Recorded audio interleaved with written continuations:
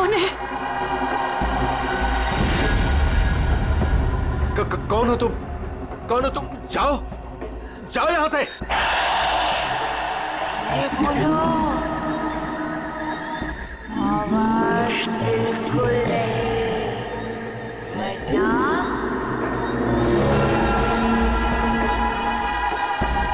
वो आ जाएगी। चले ये। पता नहीं टीना और आकाश को यहाँ गाड़ी रोकने की क्या जरूरत थी। दोनों में से किसी का भी फोन नहीं लग रहा है। लूटपाट का मामला तो नहीं लगता है भाई साहब। बच्चों को सारा सामान गाड़ी में ही है। ऐसे बीच सड़क पे बच्चे गाड़ी छोड़ के गए कहाँ? समझ में नहीं आ रहा मेरे दोनों बच्चे कहाँ चले गए। क्या हो गया उनको? मीरा कुछ नहीं होगा हमारे बच्चों को। शांति रखो, घबराओ मत। और यहीं कहीं आसपास देखते हैं। आकाश, टीना, आकाश, आकाश, आकाश, मेरी आवाज सुनाई दे रही है? आकाश, आकाश, टीना, पता नहीं इस घने जंगल में बच्चे कहाँ चले गए। मीरा, गाड़ी यहाँ पर है तो बच्चे भी यहीं पर होने चाहिए।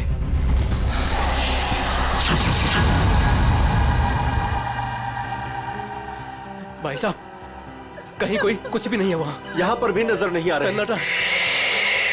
चुप हो जा।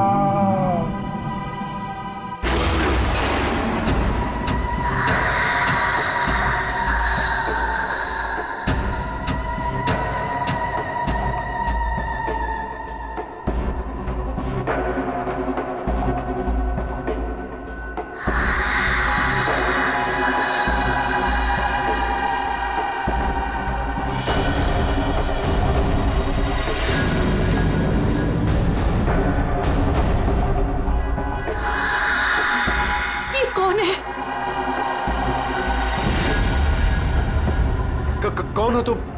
कौन हो तुम? जाओ जाओ यहां से। बोलो, आवाज बिल्कुल नहीं, वरना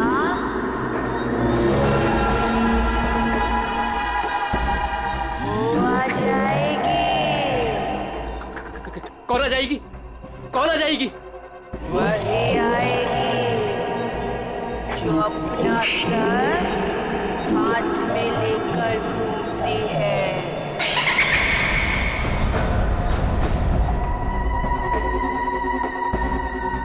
वो आ जाएगी।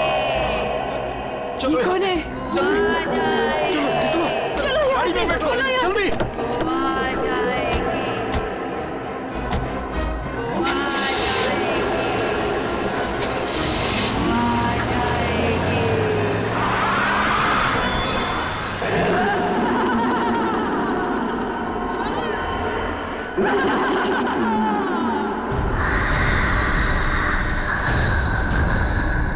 आ जाएगी। आ जाएगी।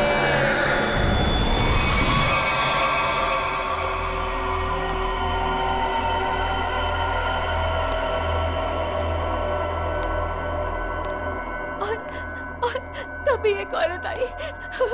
उसका सर नहीं था। वो मुझे मारने आई थी। वो मुझे मारने आई थी। उसका कटा सर उसके हाथ में ही था। वो मुझे मार डालेगी। वो मुझे मार डालेगी। बचा लो मुझे। वो मुझे मार डालेगी। ये क्या हो गया मेरी वत्सला को? कैसे बर्ताव कर रही है? अब क्या करूं मैं?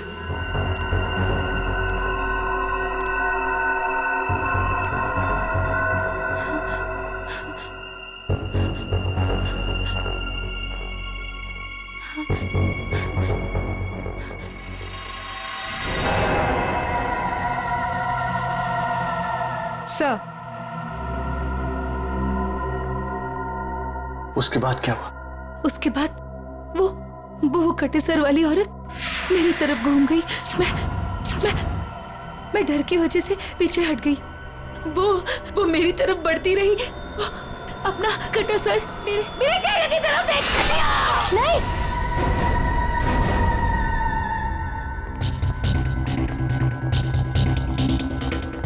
डॉक्टर साहब, क्या हुआ है मेरी वाइफ को? मिस्टर नमित, देखिए ना डॉक्टर साहब के साथ क्या किया वत्सला जी ने। श्रवण, हम हमने कहीं वहां से आकर कुछ गलती तो नहीं की ना?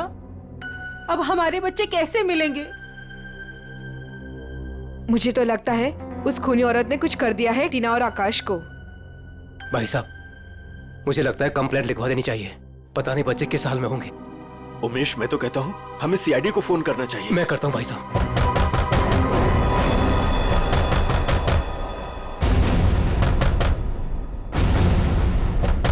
ये इस तरह से दरवाजा कौन पीट रहा है? मैं देखता हूँ।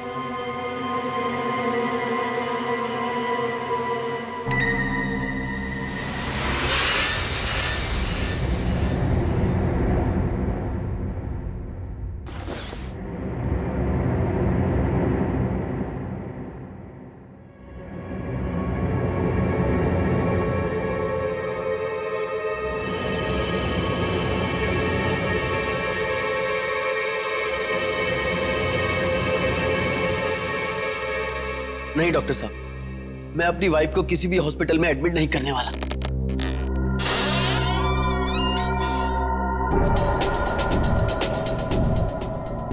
आपसे पहले भी 4 और डॉक्टरों ने मुझे यही एडवाइस दिया। अब मेरी वत्सला का इलाज मेरे घर पर ही कीजिए ना डॉक्टर साहब।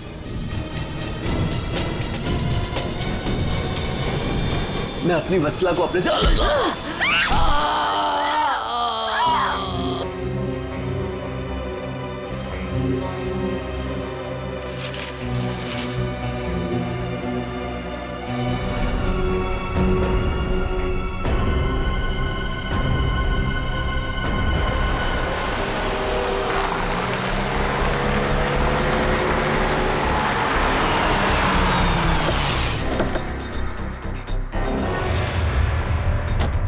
आइए इस तरफ, यहाँ पर आइए। यही घर है ये।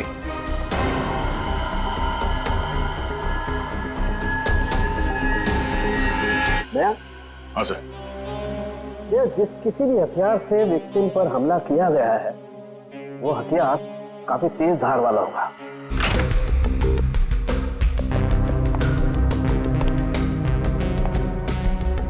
बेड पर तो कोई खून नहीं।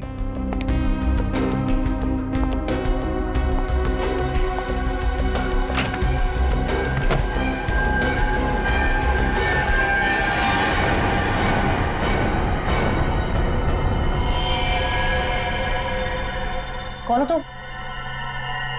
बाहर आओ। बाहर आओ।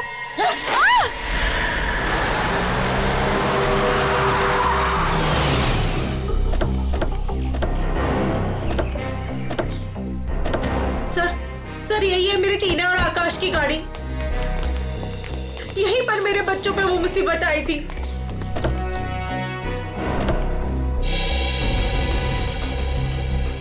सर वो उस जगह पे खड़ी थी वो भयानक दिखने वाली लड़की।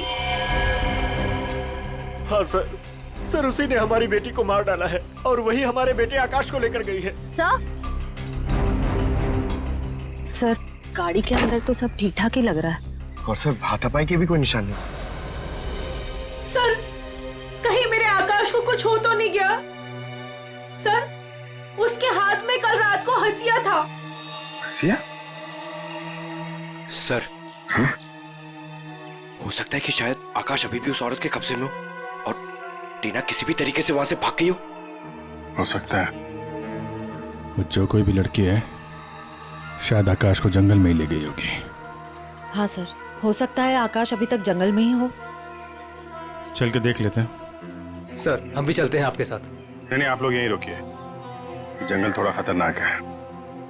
एक्चुअली आप लोग घर जाइए, कुछ भी पता चलता आपको फोन कर देंगे। ओके? ठीक है सर।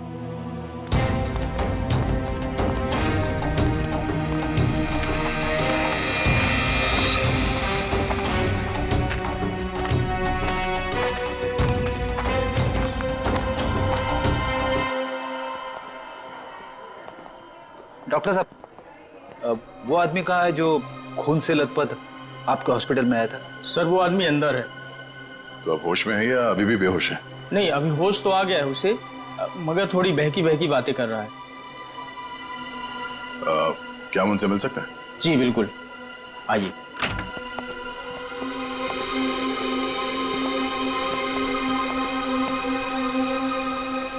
नमित,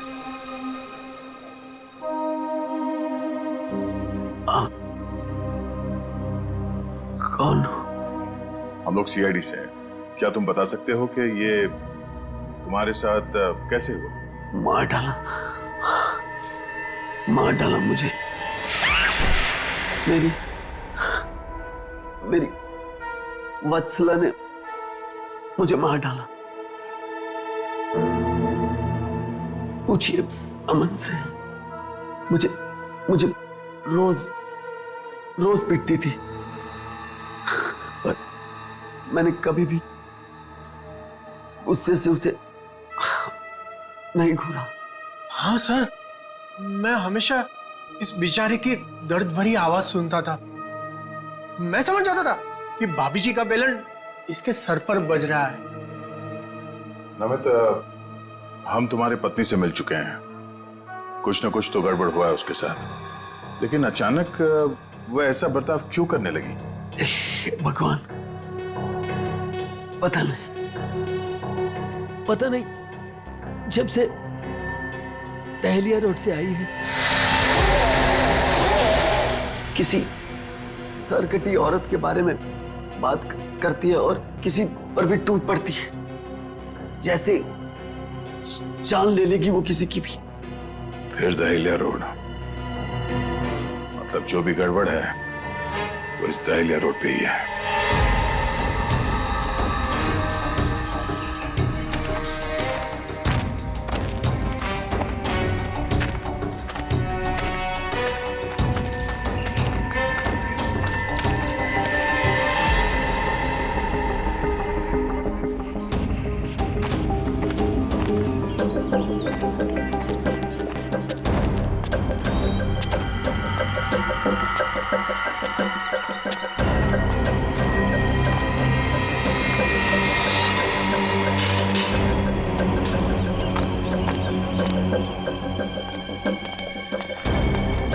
ये तो बिल्कुल हॉरर फिल्म की तरह बंगला है, जंगल के बीच में इतना सुनसान।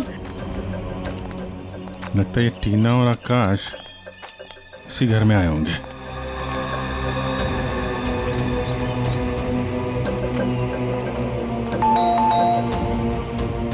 ज्यादा फिल्में मत देखा करो।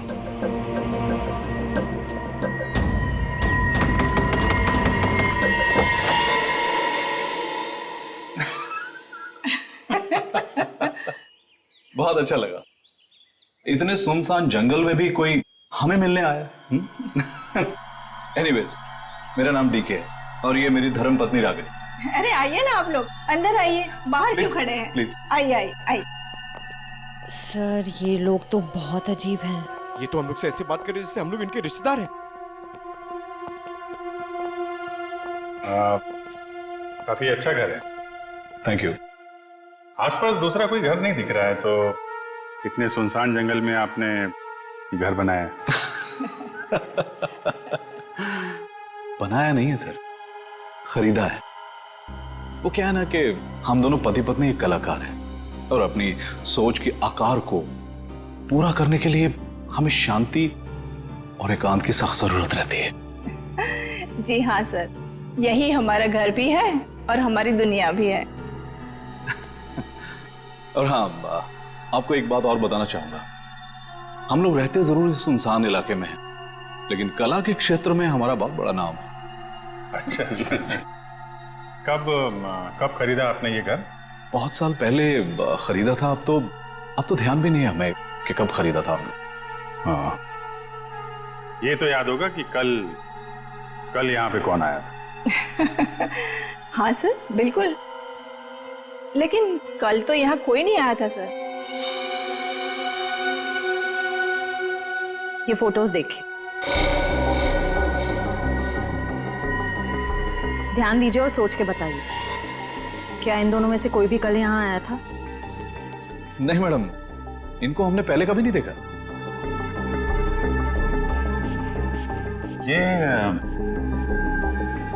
ये कौन है?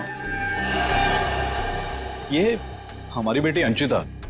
14 जुलाई 2013 को प्लेग की वजह से इसकी मृत्यु हो गई थी। बहुत याद आती है हमें हमारी बेटी की।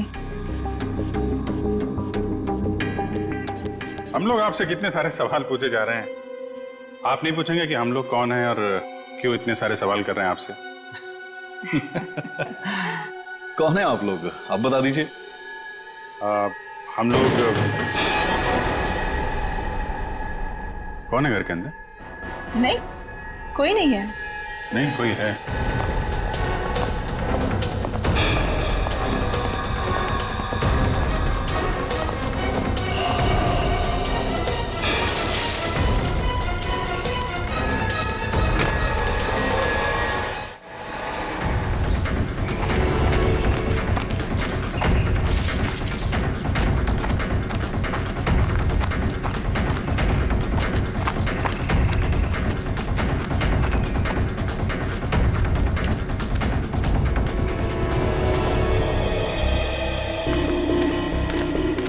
आया तो इस तरफ ही था। कहीं हमें देखकर छुप तो नहीं गया? हो सकता है, आकाश भी उसी का साथ ही होगा शायद। देखते हैं।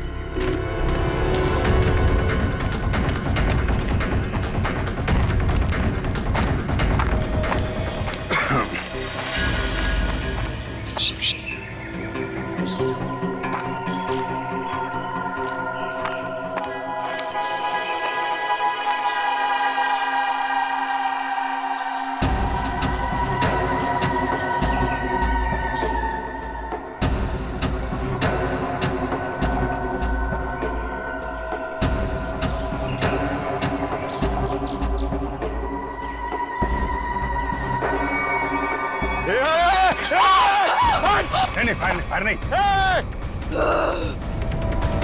कर नीचे, कर नीचे। कौन हो तुम? क्या कर रही थी उस घर के अंदर? हसिया नीचे फेंको। टीना को तुमने मारा था ना? आकाश का? धीरे बोलो, वो सुन लेगी। वो तुम्हारे पीछे खड़ी है।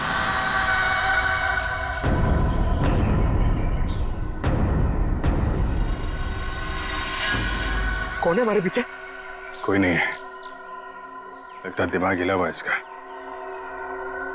क्या दिखा रही है, हैं? कौन है पीछे? वो तुम्हारे पीछे बिना सर वाली औरत अपना सर हाथ में लेके दिखा रही है। सर, ये उस सिरकटी औरत की बात कर रही सर, वत्सला जैसी बातें कर रही है। हमारे पीछे कोई नहीं है। किसकी बात कर रही हो तुम? ऐसे नीचे करो, नीचे रखो। मैं मार दूंगी उसे, मैं मार दूंगी उसे, मैं मार दूंगी,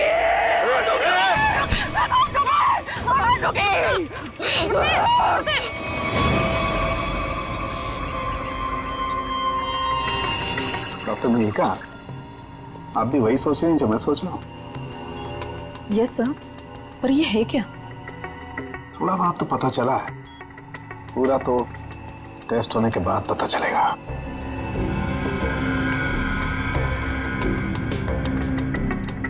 सर, मुझे लगता है कि आप ये कलर एरिया देख रहे हैं, ये ब्रेन टेल की नर्व्स की तरफ आ रहा है। इन दोनों औरतों के दिमाग के साथ छेड़छाड़ी की गई है।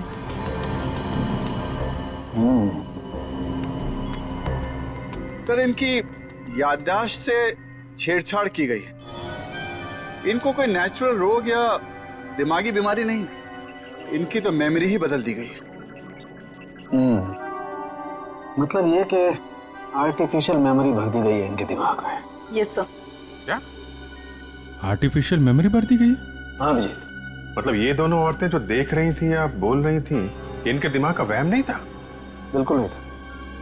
दरअसल क्या होता है कि इंसान के बचपन से लेकर के उसके बड़े होने तक उसकी जिंदगी की तमाम यादें उसके दिमाग में एक डिस्क की तरह से जमा हो जाती हैं, कुछ इस तरह से।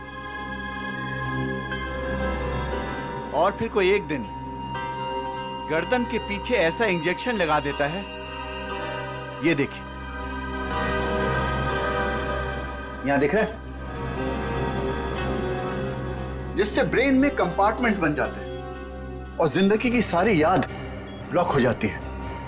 इंसान एक सेमी कॉन्शियस स्टेट में चला जाता है, आधी बेहोशी की हालत में। के बाद फिर क्या होता है? इसमें इंसान के दिमाग को सुन कर देने वाला दिया जाता है। इंसान अगला पिछला सब भूल जाता है। आप सुन सकते हो, समझ सकते हो, लेकिन आप रिएक्ट नहीं कर सकते। और फिर इस हालत में उसको एक कटी सिर वाली औरत दिखाई जाती है और उसके कानों में बार बार ये बातें सुनाई जाती है कि ये लोग आपको मारने वाले हैं और ये सारे इंसान आपके दुश्मन हैं और आपको उनको मार देना है। और ड्रग के असर की वजह से दिमाग कुछ इस तरीके का दिखाई देने लगता है। हर याद को दबाकर, सप्रेस करके उसे सिर्फ उतना ही हिस्सा याद करने के लिए दिया जाता है जितना कि बेहोशी की हालत में उसे सुनाया या दिखाया गया था। सर, यानी कि इन दोनों औरतों ने सच में एक सरकटी औरत को देखा और होश में आने के बाद दोनों को सिर्फ उतना ही याद है? बिल्कुल। वरना सोचो, दो लड़कियां जो एक दूसरे को जानती नहीं, पहचानती नहीं, वो एक ही समय पर एक ही जैसी बात कैसे सोच सकती हैं?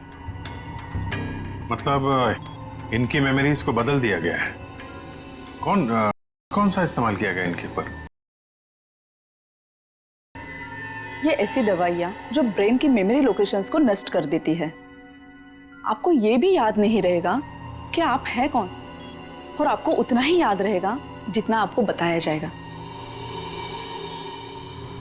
हमारे टेस्ट में भी काफी ऐसे मिले हैं जो याददाश्त मिटाने के लिए काफी हैं। और हाँ, इन्हें हल्के इलेक्ट्रिक शॉक्स भी दिए गए। मुझे नहीं लगता ये लड़कियां कभी भी ठीक हो सकती, क्योंकि इस बीमारी का अभी तक कोई एंटीडोट इजाद नहीं हुआ है और हिप्नोसिस में महीनों लग जाएंगे। और फिर भी इस बात की गारंटी नहीं है कि इनकी खोई हुई मेमोरी इन्हें वापस मिल सकती है। अरे सर, ये सब सुन सुन के मेरा सर फटने लग रहा है। सर, आप मेरा ब्रेन मैपिंग कर लीजिए। टहलिया रोड के बंगले के मालिक डीके, रागनी और सड़क पे खड़ी उस लड़की का राज तो अब डहलिया रोड पे जाके ही पता चलेगा। तो थोड़ा घूम आते हैं डहलिया रोड।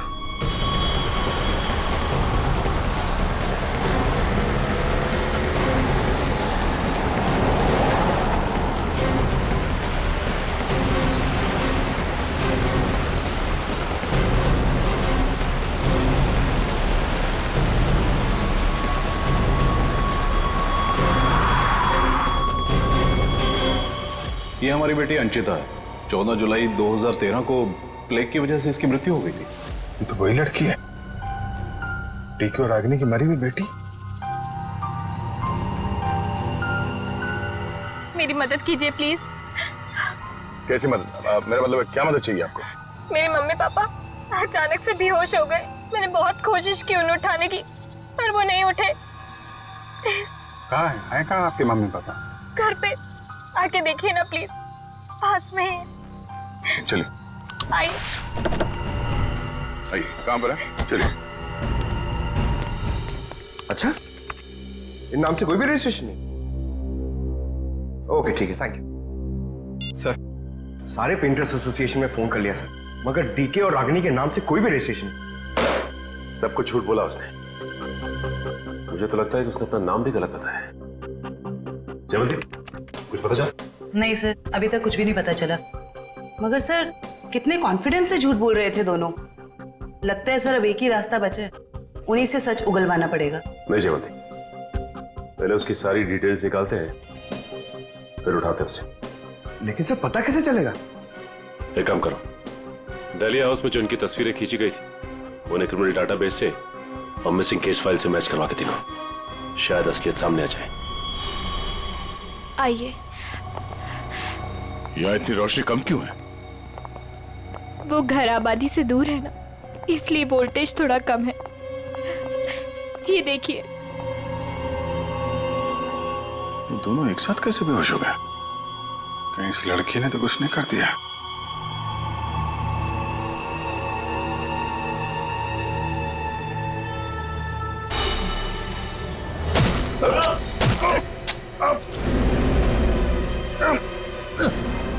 ठीक है।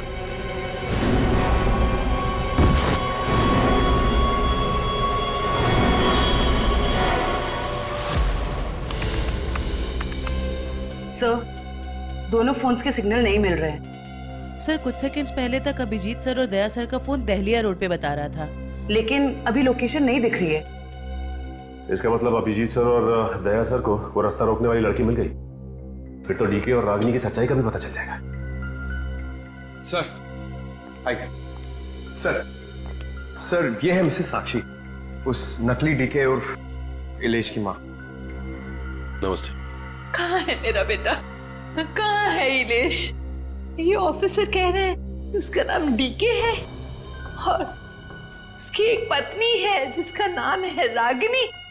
ये कैसे हो सकता है? ये सब झूठ है। जी नहीं, ये सच है। एक छानबीन के दौरान आपके बेटे और उस औरत से मुलाकात हुई हमारी, जो अब डीके और रागिनी बने बैठे, और उसी छानबीन में मिसिंग कंप्लेंट से उनकी सच्चाई भी पता चली। मैम, आप हमें बता सकते हैं कि आपके बेटे इलेश ने अपना नाम बदल के डीके क्यों रख लिया? मेरा बेटा अपना नाम क्यों बदलेगा? मुझे इस बारे में कुछ नहीं पता। देखिए माताजी, वो रागिनी और नीता के साथ में कहीं छुपा हुआ बैठा है। अब ये औरत को जानती है? ये लड़की कौन है और कैसे मेरे बेटे की जिंदगी में आई, मुझे कुछ नहीं पता। देखिए मैडम, उस औरत के माँ बाप तो मर चुके हैं। बस आप ये बता सकती हैं कि जुलाई 2013 से पहले ऐसा क्या हुआ था जो आपका बेटा घर छोड़कर चला गया? नहीं, मेरा बेटा घर छोड़कर नहीं भागा था। हाँ, इलेश दिमागी तौर पर बीमार रहता था, तो एक बड़े साइकोथेरेपिस्ट के पास उसका इलाज चालू था और उसी थेरेपी की सिटिंग के लिए वो डॉक्टर के क्लिनिक गया था और फिर वो वापस ही नहीं आया। अच्छा मैम, ये बताइए कि नाम क्या है इस थेरेपी क्लिनिक के डॉक्टर का? समझ में नहीं आ रहा कि इन सबके पीछे एक डॉक्टर हो सकता है। देखते कहाँ का तार कहाँ जाके जुड़ा है सर। बहुत लंबा जाल फैलाता है सर। आज सारे तार कट जाएंगे इसके।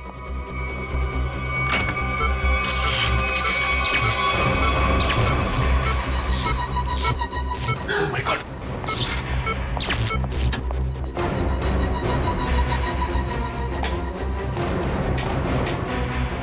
किसने किया ये? बोलो बोलो, किसने किया?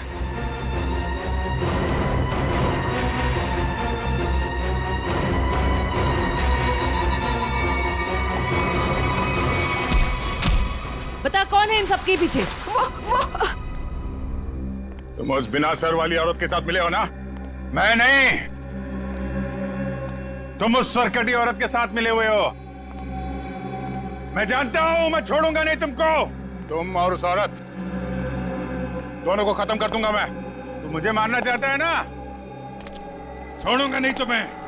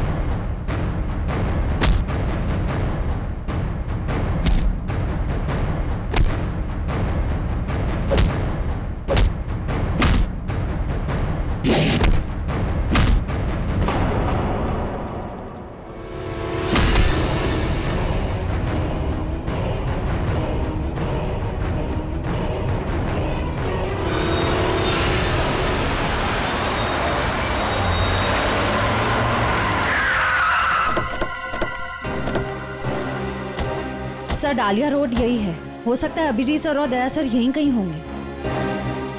हो सकता है वो डीके और रागनी के हों। हम लोग जाके देखते हैं, तुम लोग यहीं रखो, एक डॉक्टर जाना नहीं चाहिए। हाँ ठीक है, चलो आ जाओ।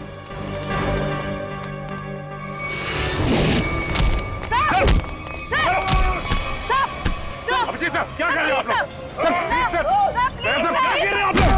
संभालो।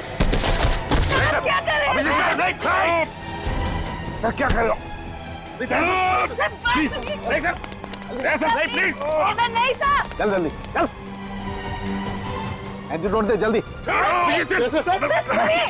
संभालो।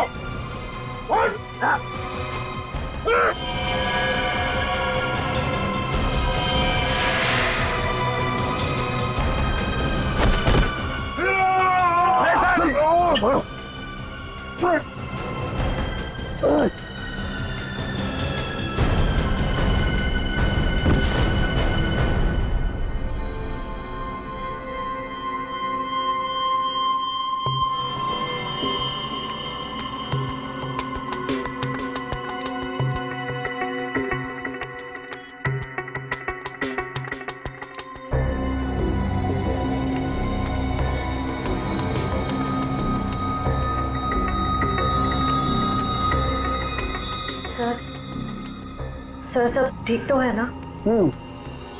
एंटीडोट ने असर शुरू कर दिया, थोड़ी देर में होश आ जाएगा दोनों को।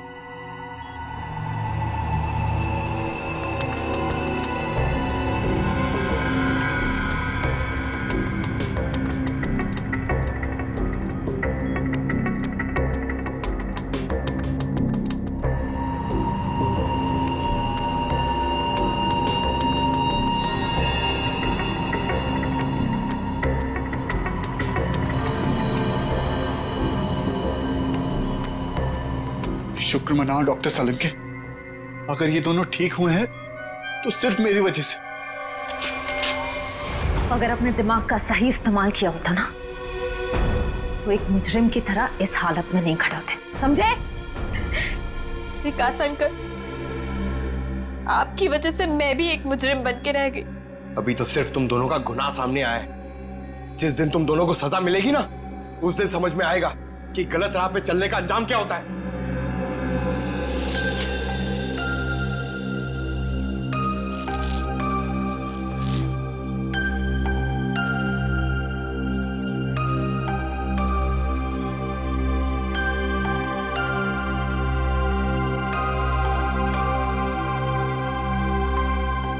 हम ये दहलिया रोड वाले बंगले पे?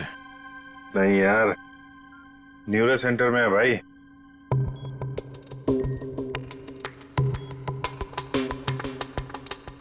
और मुजरिम हमारे सामने खड़ा है।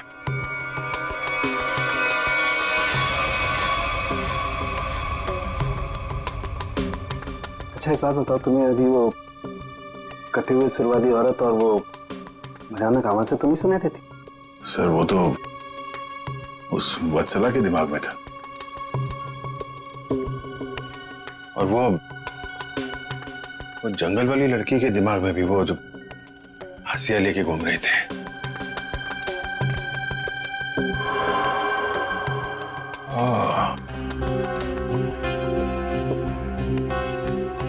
अब समझ में आया, संचिता के माँ बाप ने भी हम लोगों को वो ड्रग्स वाला इंजेक्शन लगा दिया था। हमारे दिमाग में भी ये सारी बातें भरती गई थी। बताओ डॉक्टर विकास, क्यों किया तुमने ये सब? जल्दी बता, वरना हमें तुम्हारा इलाज करना पड़ेगा। क्या बताऊं, डॉक्टर सालुंके ने सब कुछ समझा तो दिया था। मैं दुनिया में तहलका मचाने वाला ब्रेन मैपिंग एक्सपेरिमेंट करना चाहता था। बेहोशी में मैं लोगों को यहां लाता था और उनके ब्रेन से उनकी सोच को निकालकर अपनी सोच भर देता था। जरा सोचो, कितनी ताकत थी मेरे हाथ में। जब वो लोग जागते थे तो उन्हें वही दिखता था और उनके दिमाग में वही ब्रेन की मेमोरी थी जो मैंने डाली थी। उनका ब्रेन वही करता था जो मैं कहता था। मतलब कि मैं उनके ब्रेन से सब कुछ करा सकता था। और तुम दोनों ने भी तो वही किया ना। और ये अंशिता, इसने भी गुनाह में तुम्हारा साथ दिया था। मैं इनकी भतीजी हूँ, इन्होंने ही मुझे पाला पोसा।